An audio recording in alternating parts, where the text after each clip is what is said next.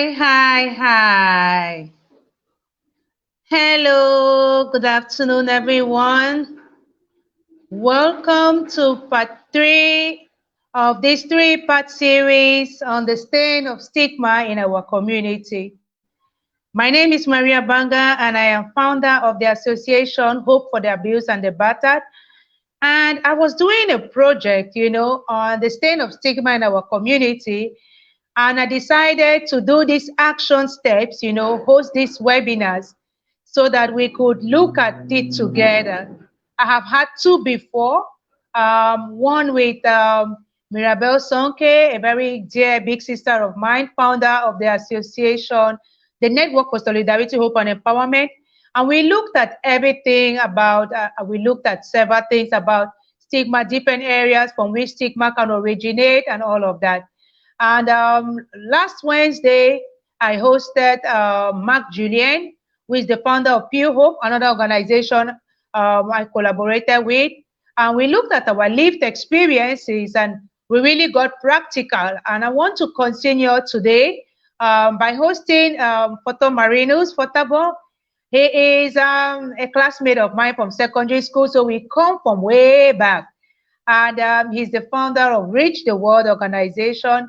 And we are just going to go kind of more technical, but we are also going to stay practical, and we are going to make consistent recommendations, right? So without further ado, I see him already in the background. In the meantime, you can answer any of the questions you see that pop up. You can leave your answers and your thoughts and everything in the comment section. I already want to appreciate everyone who has participated either during the live stream or later on, either publicly or privately. I am just so blown away. I didn't know people could be so concerned about this. It is really a cankerworm in our society. And so I'm so excited to bring I call him my boo. I'm so excited to bring him on.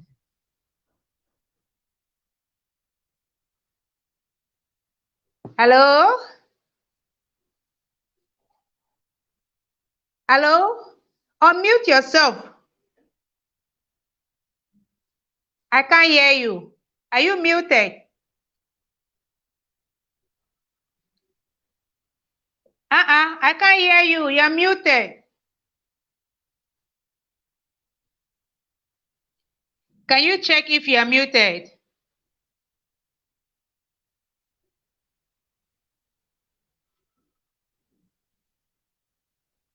Can you hear me?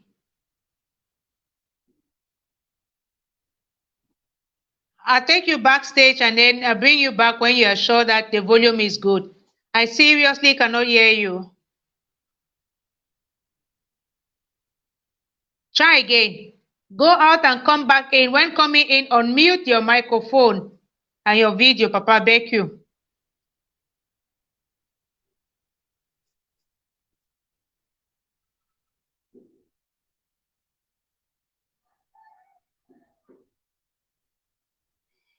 Oh, you're going to participate by typing.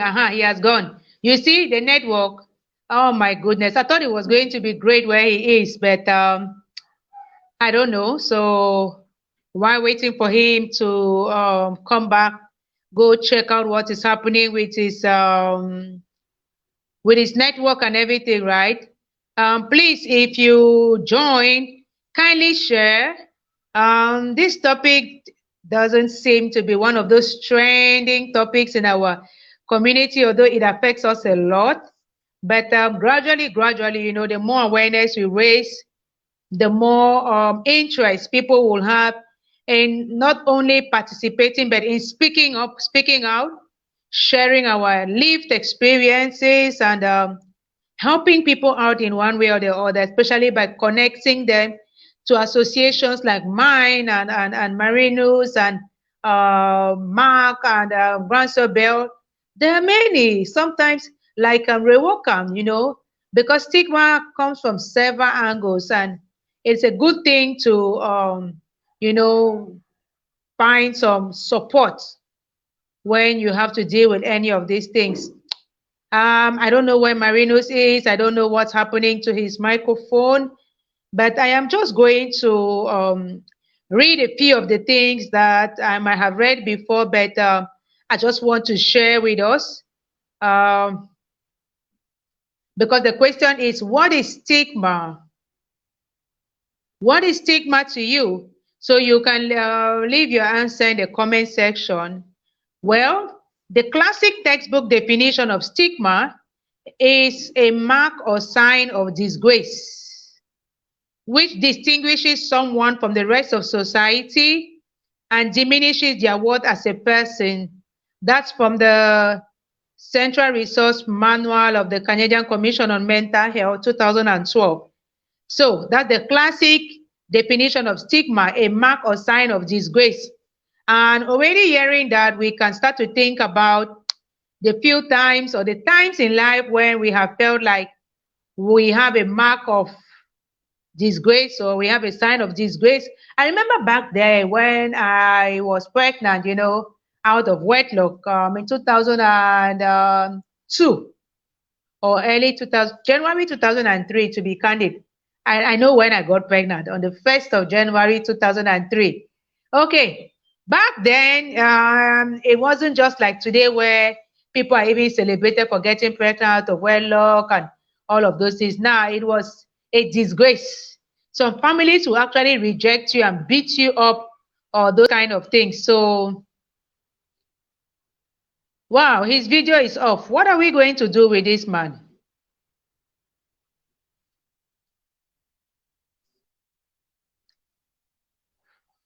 Hello?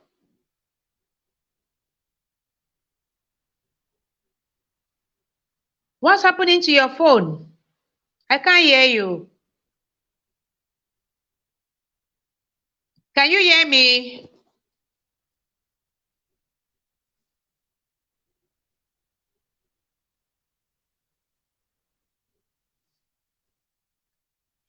You're going to participate by typing, oh, my boo, what has happened now? Oh, la la.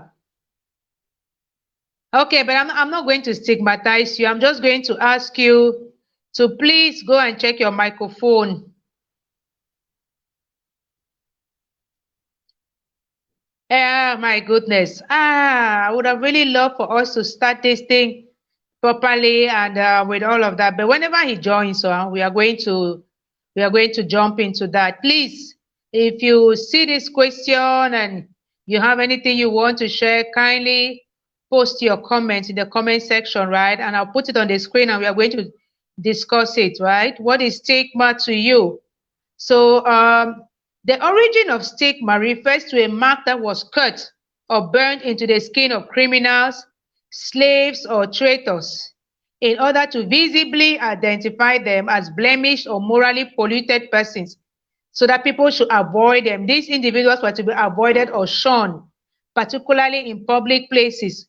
So you can see how stigma has been this thing about shaming people, shunning people, because these people are a source of disgrace or they have something on them or some illness or something has happened to them that is so disgraceful.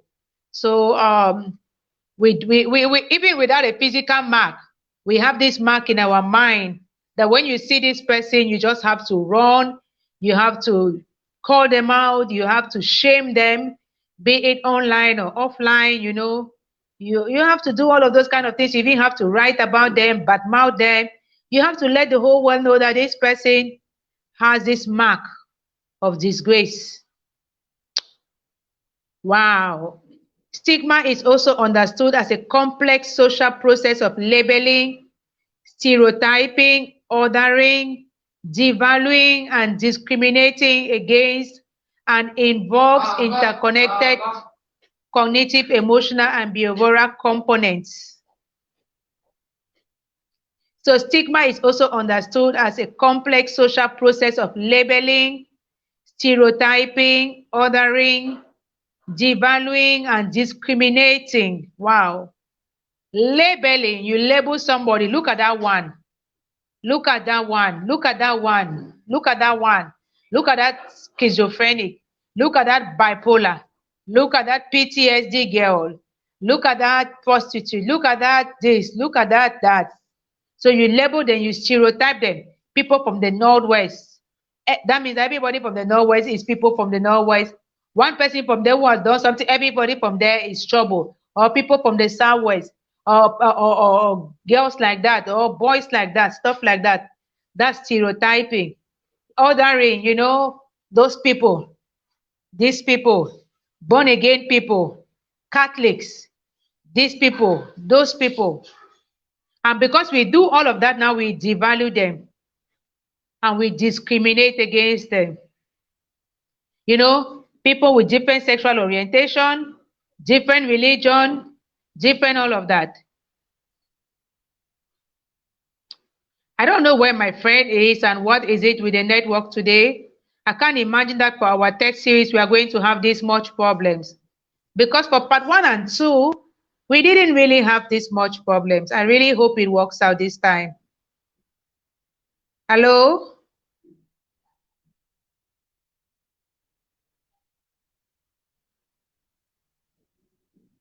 I can't hear you. Can you hear me?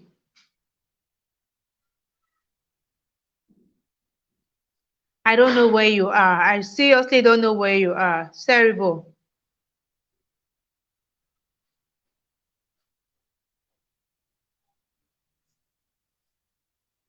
You can send me a chat to explain what you want to explain. I seriously cannot hear you. And I don't want to be frustrated about it, but it's so sad. I don't know if I'm going to stop it and do another one or what. Oh my goodness. Anyway, let me keep elucidating. Let me keep explaining what I got from my research while hoping that he can join us, stuff like that. But the main question, the one I just threw out to you now is, what is stigma to you? What is stigma to you? So before we go to what causes stigma in the community, uh,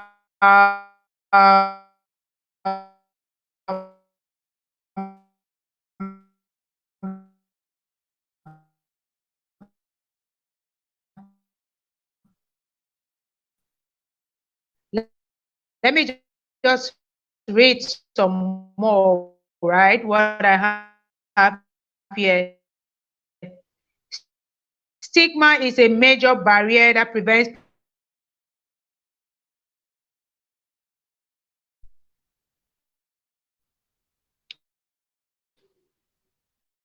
Stigma is a major barrier that prevents people from seeking help. It also impacts care, treatment, and recovery from a mental health or addiction problem.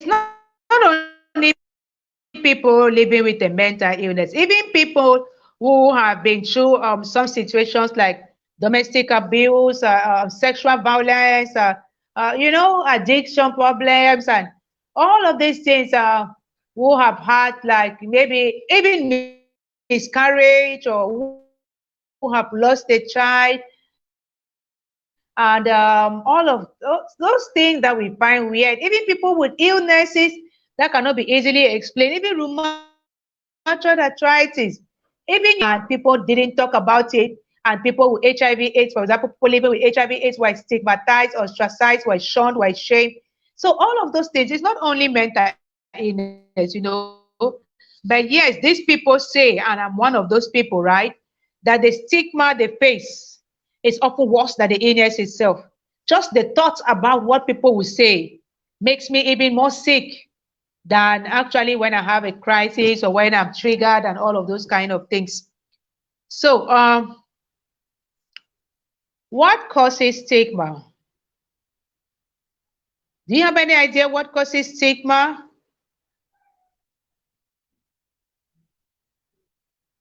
fear of the unknown illness, or fear of relating to somebody who has been through stuff and who can be attracting now some chastisement. So if you sympathize or empathize with this person, then you are going to be black sheep in the community. So you also stigmatize this person. That is why some attributes of stigma will include negative and unfavorable attitudes. You unfriend them on social media, you stop talking to them or about them, or you start talking about them. That's a negative attitude, right? You go digging all kinds of things into their past, right? What can I say? You see a post about them, you're the first person to leave a derogatory comment under that post. You make sure that they know that they have been such a disgrace. There's no way you can relate with them. There's no way you can talk to them anymore. There's no way you can say anything good about them again. There's no way you can forgive them. I mean, those are what negative attitudes are, unfavorable attitudes are. And another attribute of stigma is that your behavior, of course, starts to change for the worse. So what causes stigma, in my opinion, is fear of being, also stigmatized by the community. So because you fear being stigmatized as standing with this person who is such a disgrace in the community, you also join the wagon to stigmatize them, to talk poorly about them, to write all those caricature posts on social media, to insult them, to say some kind of thing that will attract you followers. You prefer to have those followers than not. And then you see how other people are also behaving towards this person, so you want to belong now. You don't want people to think that you are also a black sheep, or you are a church person, or one of those things. So you have all those negative behaviors. Let me try again to see. Maybe if you leave your camera off, maybe. I don't know. Please, when you join, you see any of the questions in the comment section, just answer, leave your thoughts. I really appreciate that. Let this thing be a community thing. Let's not only be quick to go and comment where people are being denigrated, people are being insulted, people are being all of that. Oh la la. Finally, yes. How are you? Then. Yes.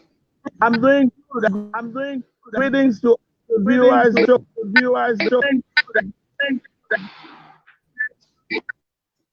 If share my and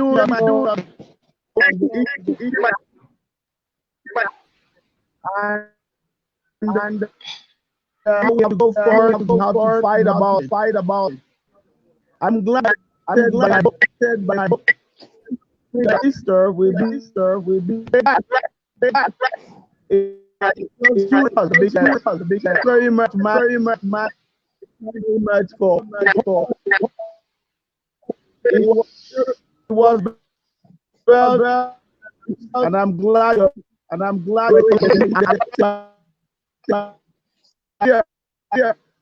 that we did we on board.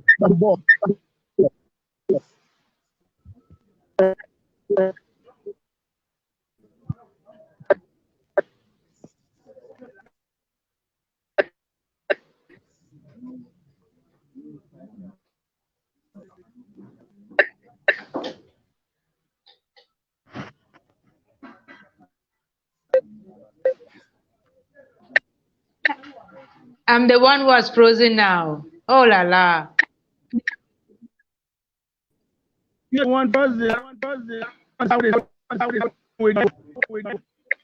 If you can hear me, just be talking. But I can't see what's going on anymore. It's frozen. I hope it comes back.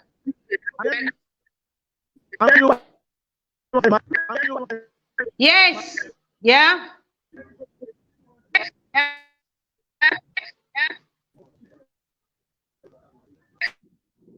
Oh my goodness. The network.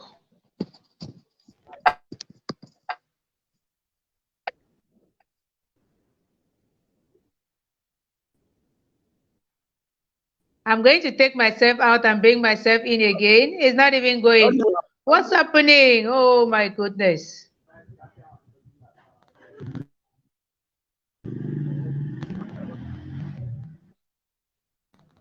Something is happening. I'm sorry. So unfortunate. Can you hear me?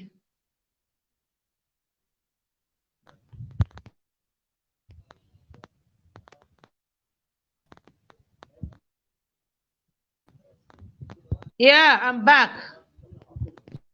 Oh la la.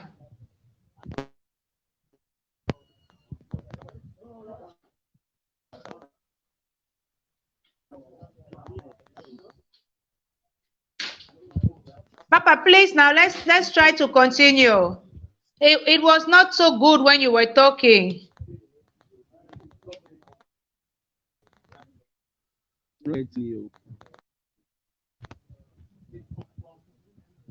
I'm not getting you, Mark. I was saying that when you were talking, it wasn't so good.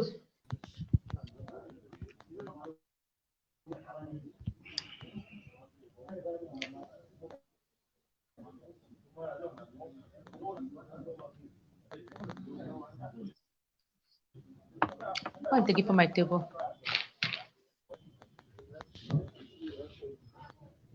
Hello? Can you get me now?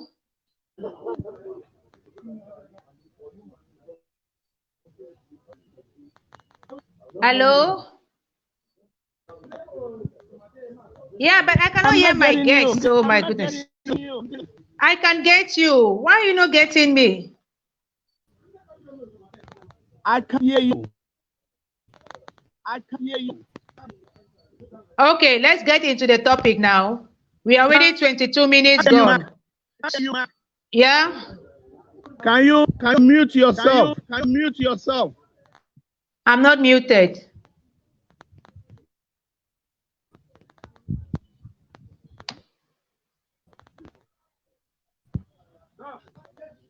None of us is muted. You talk. I can't get you. I'm not muted. Talk.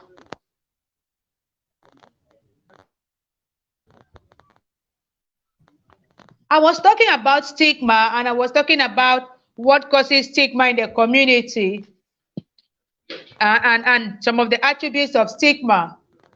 And I just wanted to get your thoughts on that. You came in, well, all this network. I don't know if you properly introduce yourself, but we cannot go back to all of that.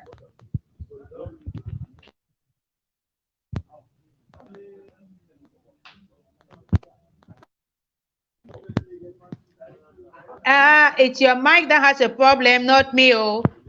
Because my friend is saying in the comment section that she can hear me. So I don't know what is your own mic's problem. Okay, well, let him go. So I have talked some about stigma, and I am using our own kind of examples, right, to really explain it. And stigma manifests itself through biases, right? Distrust when you don't trust the other person, stereotypes, as we have mentioned, fear, embarrassment, anger, and avoidance. So somebody will be avoiding you because they're stigmatizing you. And they're like, like now, if somebody has COVID, say, now I cannot even go there. Even if you go and stand in front of their door, no, they have COVID. I mean, when COVID just started, when the pandemic just hit, when people even died from COVID, I think they were buried immediately and wrapped up like some mummies and stuff. The family wasn't even allowed to go near the body and stuff. I think it has changed today.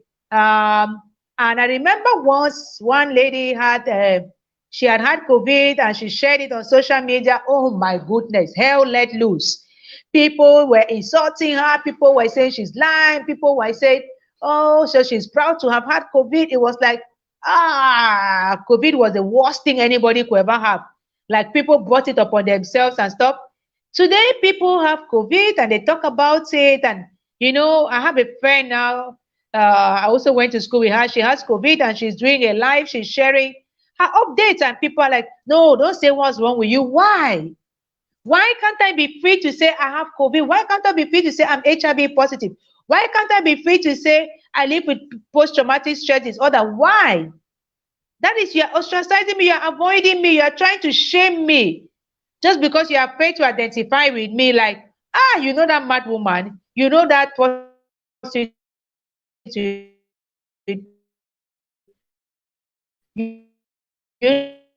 know that crazy one, you know that this, you know that. She's faking it. Like a suicide note, say no. She's a drama queen. She likes to dramatize like that. She's not desperate. How do we know that she's not desperate this time around? Even if she had done it before or not. So, sources of stigma. Because my question here is, have you or anyone you know been a victim or been affected by stigma? You know, you mustn't use your personal experience. You can even use and put the name of some source or story, or you know somebody who, it doesn't matter. But I think that many people in our community, but this whole thing of no, I don't want to say my thing, I don't want people to shame me. Like I mean, I attended the webinar, I was a speaker there on gender-based violence, domestic abuse, and I was using my own story, right? And they were like, "Oh, Marie, whoa, you're so courageous. What really encourages you to use your story?" And I was like, yeah, it's liberating, it's healing. I don't want to live with that shame anymore. Shame of what? I don't want to be, pretending fake life and all of those things. No. So I will use my lived experiences. So I'm not even going to talk about somebody who has been affected. I will first talk about me, myself. And I talked about that last Wednesday with Mark. That was in part 2. Yeah, because stigma leads others to avoid living, socializing, or working with, relating to, or employing people with mental illnesses and or addiction. The day they know in the company that you have a mental illness and you're taking your medication, or even that you have, COVID, you cannot even have COVID and be employed anywhere right now. They will send you home immediately, or there's a lot of ways people are stigmatized, a lot of ways. And they limit this person, stigma limits this person now, from seeking help, from speaking out, or from speaking up and living. Because I feel so bad. I feel judged. I feel shamed. I feel ostracized. I even feel less than. I feel like, when I was writing the introduction to my brother's book, my brother's journey from genius to simpleton, battling with his mental illness and coping with his loss. I said that in my country, and that is true. People will say they're going to that family to see if there's mental illness or madness in that family. So I was like, if my brother they had known that my brother had this mental illness, who would have married me or any of my sisters, right? Because they would have said, madness runs in that family. So they stigmatize the whole family, not even the one person who has the mental illness. Like, for real, what is that? And when you stigmatize this person also stigmatizes themselves. They feel bad about it, so they isolate themselves more. So it's not just a COVID lockdown thing or mandatory isolation or whatever you call it. It is they themselves isolating themselves, refusing to go out. I have been in my house like since Friday last week. I've been working from home. I've just been here. It's not because I'm isolating myself per se, but it's because I don't want to go to my office. My people come into my office and begin to talk to me about their cases and all of that, and I have work to do. But some other people, it will be because they don't want to see anybody. Because once people start seeing them pass, maybe if you have a physical mark on you or stuff like that, they are going to now start pointing at you, start murmuring about you.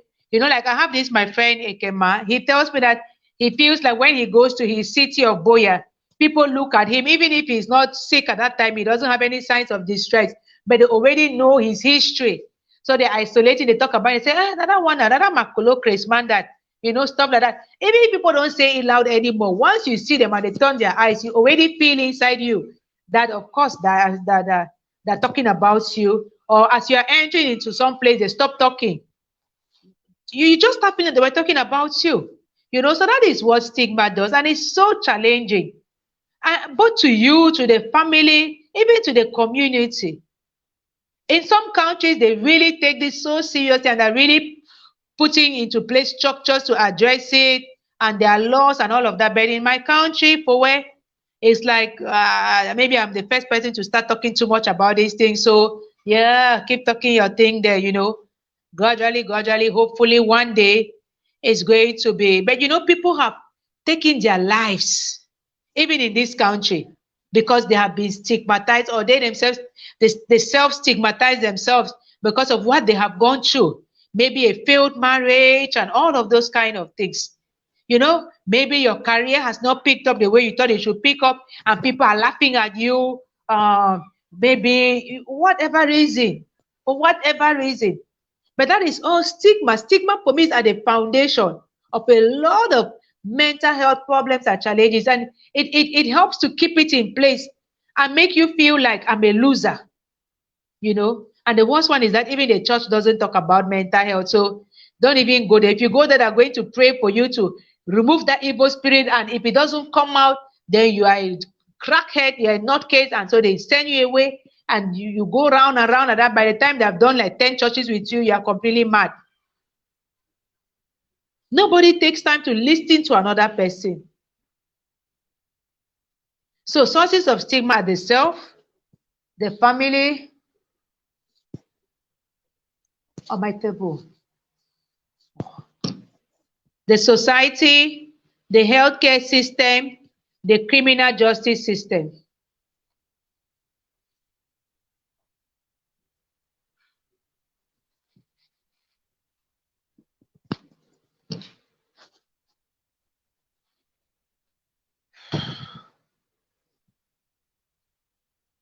Go under my jewelry box and take 100. Where is that 100 gone to? My son is late for basketball practice. Okay. Components of stigma: labeling someone with a condition, stereotyping people who have that condition, creating a division, a superior us group and a devalue them group, resulting in loss of status in the community, discriminating against someone on the basis of their labels. All of that is so wrong. So wrong. So, you have public stigma, structural stigma, and self-stigma. It is not good at all. It is not good. We have to check ourselves. If we are the ones stigmatizing people, what does that do to you? What good is that to you? How does that help you? How do you feel after you stigmatize somebody? Huh? If you are one of those people, I see them on social media, I don't even want to be friends with any of those people who make a mockery of other people. For whatever reason, I'm not interested in that at all. Because I know how much it can affect somebody psychologically to see them being made a laughing stock like that by people on social media and all over the place.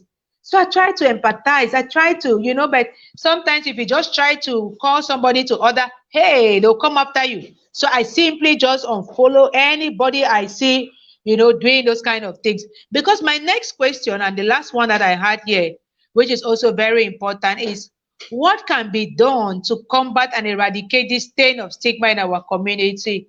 And I'm asking people to leave their comments, to participate. If I was talking about maybe that artist that had this problem last week, or maybe that footballer who lost about Daphne, or about whosoever, and I will have a crowd. But you're talking about things that can affect people like this, they will not. But if you say, okay, well, contact me for free and talk like that, everybody, more. But come and participate publicly. No, why? Because they don't also want to be seen as people who can even have any problem. People want to live superficial lives, fake it, pretend, all of that. And then, well, one day they crash. Something happens to you years ago, you don't talk about it. Why are you internalizing it? Why are you keeping that secret? It's haunting you. Whether you talk about it now or later, it will continue to haunt you. So the best thing to do is talk about it. That is why lived experience for me, lived experience sharing is very important.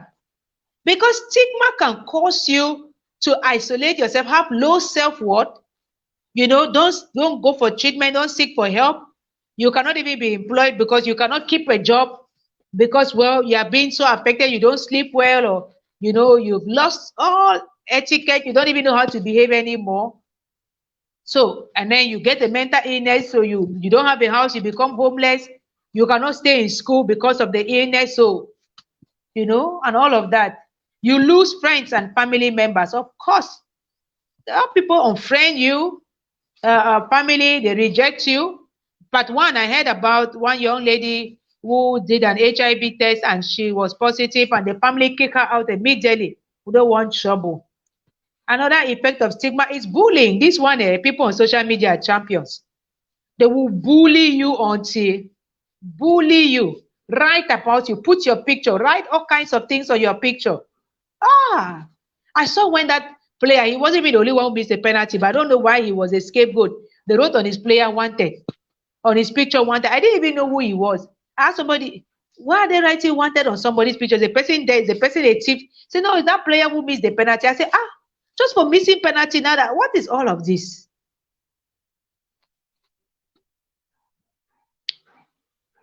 And when these things happen, you can imagine that somebody can get to the brink and decide to end their lives, right? That's not fair. That's not fair.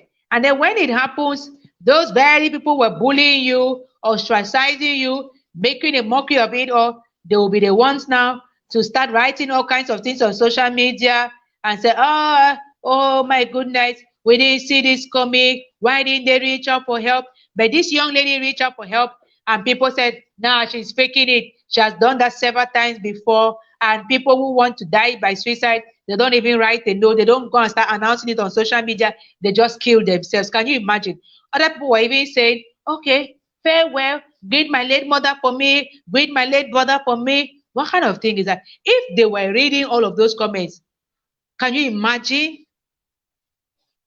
Okay, well, so I really did a whole research, and I spoke to some founders of some organizations, three of them, and they gave me some data.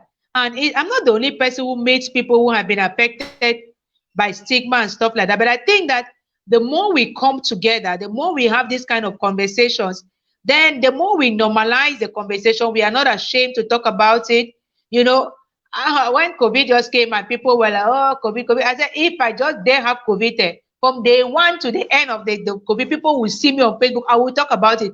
And it's very funny in our society how we pretend, but we go and watch all those things on YouTube. I remember this American, whether it's an actor, it's a star, whatever, Idris Elba, something like that. He had COVID and he was confining, or he was in lockdown with his wife or stuff. He was doing live videos and YouTube, and people were millions of views. I'll get what soon. So I'm like, so we shame our own, and then we go there and support other people. I watched this show on, I don't watch it now because I don't have time. Red Table Talk by Jada Pinkett. They talk about all kinds of things there. Sometimes I go when I want to watch, I see they show you how many other people have watched, people that you know. I see like 20, 30 people, and I'm like, oh, okay.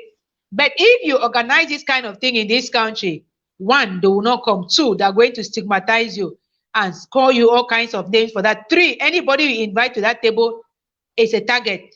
So you see, it is not going to work. And that's not fair. So one thing we also have to do is stop stigmatizing people. It's not just about us, we lived experience sharing it, but it's also about you, community, society, because I'm not there, I'm this other side. You stop stigmatizing people, because it could be you tomorrow, or it could be your mother, it could be your father, it could be your family person. So you laugh at somebody today, you don't know what tomorrow holds now for you or for your child or any of those kind of things. I know that another thing is that, well, the public authorities don't take this seriously. So we don't have those big campaigns about stigma and mental health like you have for COVID or for AIDS when it was ringing, when it was trending. Now AIDS is no more trending. It's COVID that is trending. So you see all the campaign billboards everywhere and all of that. And maybe when you go to the hospital now, I have some friends of the Global Mental Health Care Network. They say how in their countries, their psychiatric wards have been repurposed as COVID centers. So people who used to go to the psychiatric ward, they don't have nowhere to go to anymore. There's shortage in medication for those who are on medication. So you do what you want to do, you know. There's shortage in staff. How many psychotherapists are there in this city of Douala? Public ones, how many? Private ones, how many? How many psychiatric wards do we have? How many psychiatrists are there in this whole country? For a population of how many people? How many beds are there in the psychiatric ward at the hospital? Only one, even one psychiatric ward, public psychiatric ward in this city of Douala, one at Lakentini. So how do we expect people to even trust the system to help them? And when you go there, how are you received? How are you helped? How are you treated? We also need to keep advocating for the government to do better. Lived experience, our conscience, our good conscience, public engagement, and increase in resources. What again? More research. This research that I have done is just very small. I could not do much. I could not cover the whole country. I could not talk to 10 organizations, 15. I was doing it out of pocket, Who is going to fund this kind of research? On stigma, what is that? Well, what can I bring to us? Stuff like that. So I'm really hoping that although these efforts I'm making, it can be just like a job, at least this job is going to have some ripple effect. And some years down the line, people are going to start talking about mental health like they talk about physical health. Just this afternoon, before I got on this webinar to talk about domestic abuse, I just had this physical symptom in my stomach. It was paining. I sat and I thought about it. I was like, where is this coming from? And then I realized it was the anxiety of revisiting the whole trauma again. But I live with post-traumatic stress disorder. So I took a deep breath, and then I talked about the experience, when I went live. And people were like, well done, Maria. Oh, but in this country, maybe that thing that Jesus said a prophet is not recognized in their own home country is for real, because elsewhere, oh my God, Maria Banga is something else. But here in Cameroon, but it's not like I'm doing this thing to get any recognition and all of that. No, I'm doing this for myself, in the memory of my brother, for his legacy, and I'm doing this to help one or two other people. That is all, like the most important thing is taking care of my own self. That's why I really advocate for lived experience. Don't sit there and think that because you have a mental illness, you have become a big fool, you don't have anything to say anymore, you can never be productive, you cannot be employed. Yes, I don't even want to be employed. I want to employ myself. I'm working on my own. But you can do something. So don't give up. I think we can stop at that. I want to thank my friend for joining. Thank you so much. And any other person who is going to watch this later and leave a comment or two. Unfortunately, my guests could not join. I was really looking forward to, but I think that they were in a place with poor network and all of that. But I've done 44 minutes. I'm wrapping up now.